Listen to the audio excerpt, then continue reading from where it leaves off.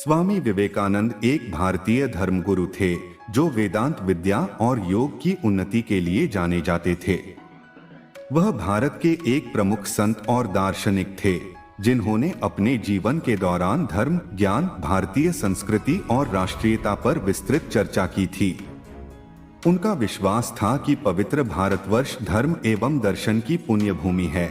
यहीं बड़े बड़े महात्माओं और ऋषियों का जन्म हुआ था। दोस्तों, आज की प्रस्तुति में स्वामी विवेकानंद की जीवन की कहानी को देखेंगे और जानेंगे कि कैसे वह एक महान आध्यात्मिक गुरु बने और अपने उपदेशों को दुनिया भर में साझा किया। इससे पहले अगर आप हमारे चैनल पर नए हैं तो हमारा चैनल को सब्सक्राइब जरूर करें। स्वामी विवेकानंद का जन्म 12 जनवरी 1863 को कोलकाता में हुआ था और उनका बचपन का नाम नरेंद्रनाथ दत्त था। उनके पिता का नाम विश्वनाथ दत्त था जो हाई कोर्ट के एक प्रसिद्ध वकील थे। उनकी माता का नाम भुवनेश्वरी देवी था जो एक धार्मिक और आध्यात्मिक महिला थी। नरेंद्रनाथ बहुत ही उत्साही बच्चे थे और वे अपने दोस्तों के साथ खेलने में बहुत रुचि रखते थे। वह अक्सर अपने बचपन में दोस्तों के साथ जंगल में राज दरबार का खेल खेला करते थे। नरेंद्रनाथ को राजा की भूमिका निभाना बहुत पसंद था, लेकिन जब भी वो किसी सन्यासी को देखते थे वह उन्हें सबसे अधिक आकर्षित करते थे। इसलिए नरेंद्रनाथ उन सन्यासी को कुछ भी दिए बिना खाली हाथ वापस नहीं जाने देते थे। उनकी उदारता देख उनकी मां ने उनसे पूछा, तुम सन्यासियों को सब कुछ क्यों दे देते हो? नरेंद्रनाथ ने कहा, क्योंकि वह बहुत पुण्य का काम करते हैं फिर भी उनके पास कुछ भी नहीं होता। इस प्रकार नरेंद्रनाथ सन्यासियों से प्रभावित होकर खुद भी ध्यान करने लगते हैं। एक दिन जब वह अपने साथियों के साथ जंगल में खेल रहे थे तभी उनके पीछे एक सांप आ जाता है जिसे देखकर सभी साथी भाग खड़े होते हैं। परंतु नरेंद्रनाथ वही ध्यान लगाए बैठे रहते हैं जिससे वह सांप बिना कुछ किए वापस चला जाता है। यह देख बाकी साथी उनसे बोलते हैं, तुम सच्चे सन्यासी बन गए हो नरेंद्र। एक दिन गांव में प्रवचन हो रहा था जिसमें स्वामी जी बता रहे थे कि भगवान सब जगह है। वहां बैठे नरेंद्रनाथ सोचने लगते हैं कि क्या मैं भगवान को देख सकता हूं या नहीं।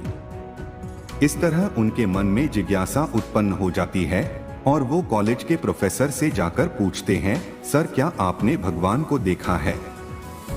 प्रोफेसर बोलते हैं, नरेंद्र तुम्हारी नजर एक योगी की है, क्या तुमने देखा है? नरेंद्रनाथ बोलते हैं, सर यह मेरे प्रश्न का उत्तर नहीं है, और वो वहां से चले जाते हैं। भगवान के प्रति बढ़ती जिज्ञासा के कारण वो अनेकों महापुरुषों और पंडितों से मिलते हैं, परंतु उनके प्रश्नों का सही उत्तर कोई भी नहीं देता।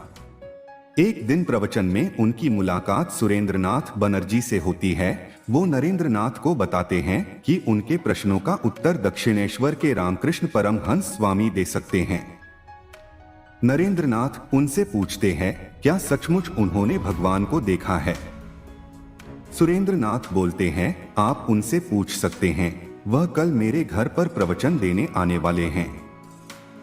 अगले दिन नरेंद्रनाथ सुरेंद्रनाथ के घर जाते हैं और रामकृष्ण परमहंस की बातों को ध्यानपूर्वक सुनते हैं।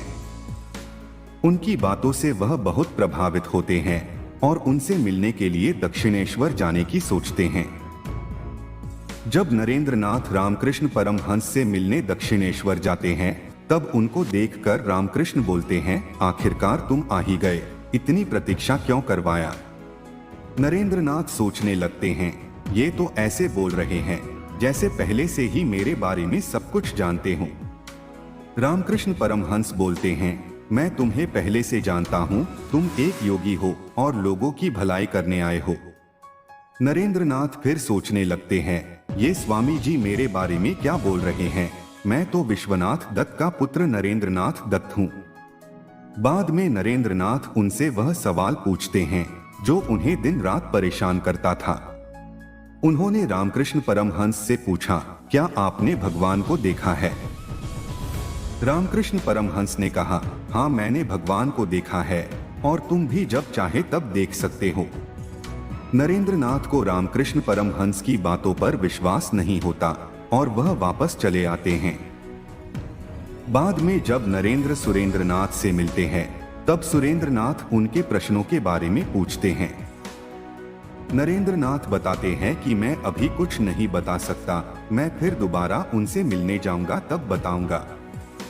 एक दिन उनके पिता विश्वनाथ दत्त ने सोचा कि नरेंद्र नाथ रामकृष्ण परमहंस से मिलने के बाद और भी ज्यादा बेचैन हो गया है। तत्पश्चात वह अपने बेटे से बोलते हैं, नरेंद्र, मैंने तुम्हारे लिए एक अच्छी लड़की को देखा है, अब तुम विवाह कर लो और गृहस्थ संभालो।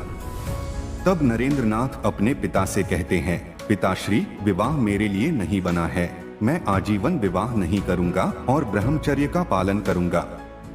कुछ दिनों बाद नरेंद्र नाथ के माता पिता आपस में सलाह करते हैं कि हमारी घर की माली हालत ठीक नहीं है, इसलिए नरेंद्र नाथ को कोई काम करना चाहिए जिससे हमारी मदद हो सके। नरेंद्र नाथ के पिता बोलते हैं, धीरज धरो प्रिय, वह कुछ महान काम करने वाला है। परंतु दुर्भाग्यवश विश्वनाथ दत्त अधिक समय तक जीवित नहीं रहते और उनकी मृत्यु हो जाती है। नरेंद्र नाथ सोचने लगते हैं, अब हमारे पिता नहीं रहे, इसलिए मुझे कोई काम करके परिवार की सहायता करनी चाहिए। नरेंद्र नाथ काम की तलाश में कई दिन तक भटकते हैं, परंतु फिर भी उन्हें कोई काम नहीं मिलता, इसलिए अंत में वह रामकृष्ण परमहंस से मिलने के लिए सोचते हैं। जब नरेंद्र नाथ रामकृष्ण परमहंस से मिलते हैं, तब रामकृष्ण पूछते हैं, नरेंद्र, तुम इतने उदास क्यों हो, तुम बीमार हो क्या? नरेंद्र नाथ रामकृष्ण परमहंस से पूछते हैं, अच्छा एक बात बताइए, क्या आपकी माता काली आपको वह सब कुछ देती हैं जो आप मांगते हैं?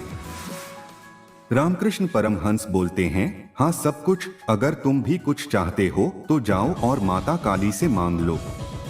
नरेंद्र नाथ माता काली से अपने परिवार के लिए धन मांगने की सोचते हैं, परंतु जब वो माता काली से प्रार्थना करते हैं, तब धन के जगह आध्यात्मिक ज्ञान मांग लेते हैं।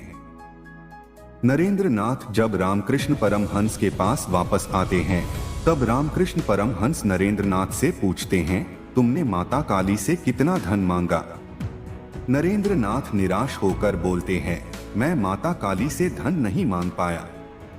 रामकृष्ण परमहंस उनको दोबारा माता काली के मंदिर में भेजते हैं, परंतु इस बार वह अपने लिए माता काली की भक्ति मांग लेते हैं।